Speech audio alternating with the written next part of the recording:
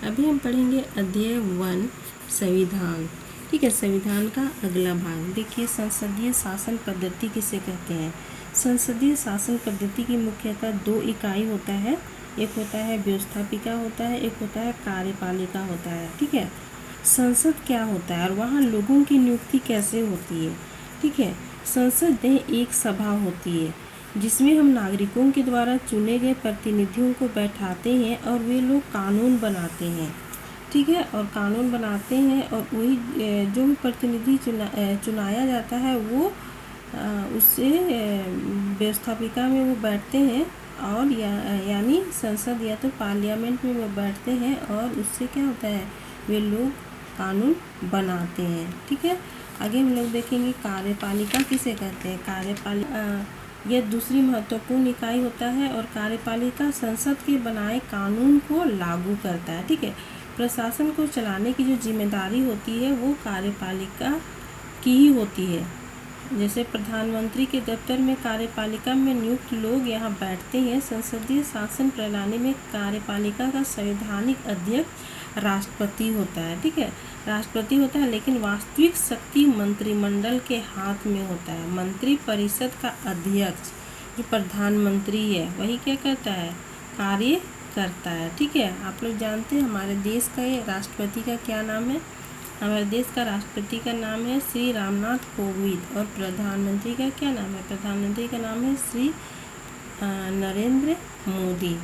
ठीक है, आगे हम लोग देखेंगे स्वतंत्र एवं निष्पक्ष न्यायपालिका, किस तरह से स्वतंत्र और निष्पक्ष न्यायपालिका है हमारे भारत देश में। ठीक है, देखिए भारतीय संविधान में स्वतंत्र एवं निष्पक्ष न्यायपालिका की व्यवस्था की गई है। ठीक है, स्वतंत्र न्यायपालिका के से तात्पर्य है कि उनके कार्यक्षेत्र में किसी बाहरी शक्ति या सरकार के अन्य अंगों का हस्तक्षेप नहीं होता है। इसी प्रकार निष्पक्षता का अर्थ है न्यायपालिका किसी व्यक्ति विशेष या संस्था के लिए कार्य नहीं करती है, बल्कि वो सभी के लिए कार्य करती है। यदि छोटे प्रकार की गलती करते हैं वही न्याय है, और बड़े लोग भी जो पदाधिकारी है वो लोग भी अगर किसी प्रकार का गलती करते तो उनके लिए भी क्या है, वही नियम है, वही कानून आया गया है। ठीक है, आगे हम लोग थोड़ा सा यहाँ से समझने का कोशिश करेंगे। यहाँ पर आप लोग देखिए सरकार के मुख्यतः 3 अंग होते हैं। ठीक है, यहाँ आप लोग समझ जाइएगा 3 अंग होते हैं। यहाँ देखिए विधायिका होता है, कार्यपालिका होता है, न्यायपालिका होता है। ठीक है,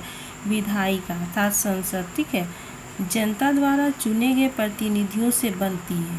ठीक है, सरकार के इन अंग के पास कानून बनाने की शक्ति होती है। ठीक है, जैसे संसद हो गया, विधानसभा हो गया, यहाँ क्या होते हैं, कानून बनाए जाते हैं। ठीक है, और जो भी कानून बनता है उसको जो कार्यपालिका होता है वो क्या करता है, लागू करता है। ठीक है, विधायिका द्वारा बनाए गए कानूनों और नियमों को लागू करने की जिम्मेदारी कार्यपालिका को होती है। उदाहरण स्वरूप जैसे राष्ट्रपति, प्रधानमंत्री, राज्यपाल, मुख्यमंत्री, मंत्री परिषद। ठीक है, आगे देखिए न्यायपालिका। न्यायपालिका क्या करता है, ये न्याय दिलाता है। ठीक है, जैसे कानून का पालन नहीं करने का कार्य न्यायपालिका करती है। जैसे सर्वोच्च न्यायालय हो गया, उच्च न्यायालय हो गया, जिला न्यायाधीश हो गया। हम लोग देखते हैं ना, हम लोग जिस स्थान पे रहते हैं अगर वहाँ हम लोग को किसी प्रकार का प्रॉब्लम होता है तो हम लोग सबसे पहले कहाँ जाते हैं, जिला न्यायालय के पास। ठीक है, और वहाँ अगर हमारा सुनवाई नहीं होता है तो हम लोग क्या जाते हैं, उच्च न्यायालय के पास। उच्च न्यायालय कहाँ है, रांची में। अगर उच्च न्यायालय में भी हमारा सुनवाई नहीं हो रहा है, ठीक है, तो हम कहाँ जाते हैं, फिर सर्वोच्च न्यायालय के पास जाते हैं। ठीक है, अपना जो भी प्रॉब्लम रहता है उसको लेके। ठीक है, और सर्वोच्च न्यायालय का है हमारे देश में, ये है दिल्ली में। हम लोग देखेंगे यहाँ तक तो आप लोग समझ गए होंगे। यहाँ आप लोग देखिए न्यायपालिका की स्वतंत्रता के लिए भारतीय संविधान में निम्न प्रावधान दिए गए हैं। ठीक है, यहाँ देखिए फर्स्ट में राष्ट्रपति उच्चतम न्यायालय और उच्च न्यायालय के न्यायाधीशों की नियुक्ति करते हैं, लेकिन उन्हें पदमुक्त करने का अधिकार राष्ट्रपति को नहीं है। ठीक है, मतलब वो नियुक्ति तो करता है लेकिन उसको वहाँ से नहीं हटा सकता है। ठीक है, उच्चतम या उच्च न्यायालय के न्यायाधीशों को सिर्फ महाभियोग के द्वारा ही हटाया जा सकता है। ये महाभियोग क्या है, आप लोग जानते हैं महाभियोग किसे कहते हैं। में किसी प्रकार का उच्चतम न्यायालय के न्यायाधीश जज लोग अगर किसी प्रकार का गलती करते हैं, उसमें किसी प्रकार का दोष पाया जाता है, तो जो सदन होता है, ठीक है, हम लोग जानते हैं ना संसद के दो सदन होते हैं, एक होता है उच्च सदन, एक होता है निम्न सदन। तो अगर किसी प्रकार का प्रॉब्लम इसमें देखा जाता है तो सदन क्या करता है, न्यायाधीश के ऊपर क्या करता है, महाभियोग चलाता है, ठीक है।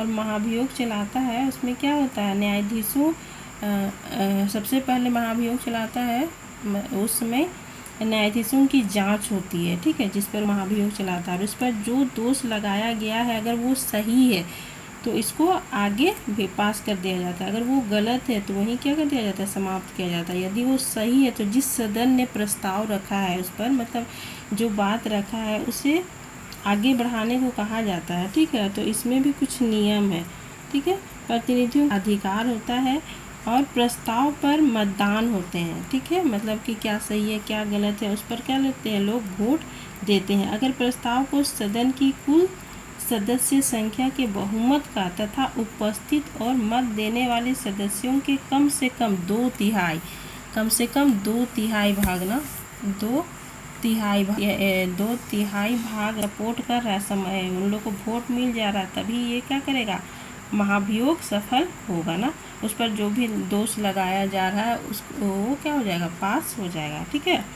और अगर वो सही निकला, वो रियल में वो गलत, उस व्यक्ति में गलती पाया गया, तो ये महाभियोग सफल होगा और इसके पश्चात ही क्या करेगा, राष्ट्रपति उसे उस पद से क्या कर सकता है, पदमुक्त कर सकता है, ठीक है। आगे देखिए, उच्चतम अथवा उच्च न्यायालय के अधीन कर्मचारियों की नियुक्ति तथा उनकी सेवा शर्त आदि के निर्धारण का अधिकार संबंधित न्यायालय को होता है। सरकार या सदन इस विषय में किसी प्रकार का हस्तक्षेप नहीं करती है, ठीक है। न्यायाधीश पदमुक्त होने के बाद सरकार के अधीन किसी पद को स्वीकार नहीं करते हुए ये भारत के प्रथम प्रधानमंत्री थे। सॉरी, जगह आगे हो गया। आगे देखिए, यहाँ पे स्वीकार नहीं कर सकता तथा अधीनस्थ न्यायालय के वकालत नहीं कर सकता। हालांकि इस प्रस्ताव का प्रायः उल्लंघन होते रहा है। पद से मुक्त न्यायाधीशों को भी मंत्री, राज्यपाल या विभिन्न आयोग के अध्यक्ष आदि बनाया गया है। इसका यही नियम है कि ये जब पद से पदमुक्त हो जाते हैं तो ये मंत्रिमंडल में शामिल नहीं हो सकते हैं, ठीक। लेकिन ऐसा नहीं होता है, बल्कि वो पदमुक्त होने के पश्चात भी वो मंत्री, राज्यपाल या तो विभिन्न आयोग में वो क्या कर सकते हैं, मंत्री बन सकते हैं, और बनते हुए देखा भी गया है, ठीक है। आगे है न्यायाधीशों व अन्य का वेतन भारत के संचित निधि से दे। संसद को इस विषय पर मतदान करने का अधिकार नहीं है। ये देखिए यहाँ पर संचित निधि कैसे कहते हैं, संचित निधि सरकार के फंड में जो भी पैसा जमा होता है, ठीक है, पूरे देश से, जैसे कि सरकार को प्राप्त सभी राजस्व पर दिए गए ऋण, इनों पर प्राप्त ब्याज संचित निधि में जमा होता है, ठीक है। और यह भारत सरकार की सबसे बड़ा निधि होता है जो संसद के अधीन रखी गई है, और ये संसद की मदद से ही धन भी जमा होता है और स्थान से क्या किया जाता है, लोगों को पैसा मतलब कि पे किया जाता है, ठीक है। यहाँ तक समझ में आ गया आप लोग को। आगे देखिए, होमवर्क है आप लोग का, इस होमवर्क को कराइएगा घर से। सरकार के कितने अंग होते हैं संक्षेप में वर्णन करें, ठीक है, तीनों अंग को लिख देना है। आगे है दूसरा है, उच्च न्यायालय के न्यायाधीशों को महाभियोग के द्वारा हटाया जाता है, करना है किस तरह से महाभियोग चलाकर उसे क्या किया जाता है, हटाया जाता है। इतना ही, धन्यवाद।